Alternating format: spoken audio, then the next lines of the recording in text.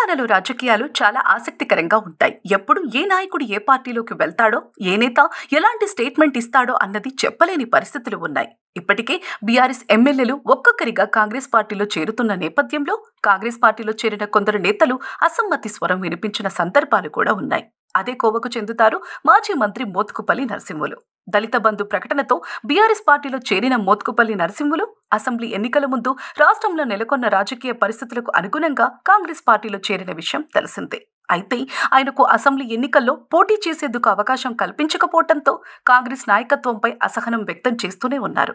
సమయం దొరికినప్పుడల్లా రేవంత్ రెడ్డి సర్కారుపై తీవ్రస్థాయిలో విమర్శలు చేస్తూనే ఉన్నారు. ప్రభుత్వ తీరుతో పాటు పథకాల అమలు విషయంలోనూ తన అసమ్మతి స్వరాన్ని వినిపిస్తూనే ఉన్నారు. దీంతో ఇన్ని రోజులు కాంగ్రెస్ రెబల్గా ఉన్న మోత్కుపల్లి ఏ క్షణమైనా పార్టీ మారనున్నట్లు వార్తలు వచ్చాయి. అలాంటి మోత్కుపల్లి నరసింహులు ఇప్పుడు ఒక్కసారిగా స్వరం మార్చేశారు.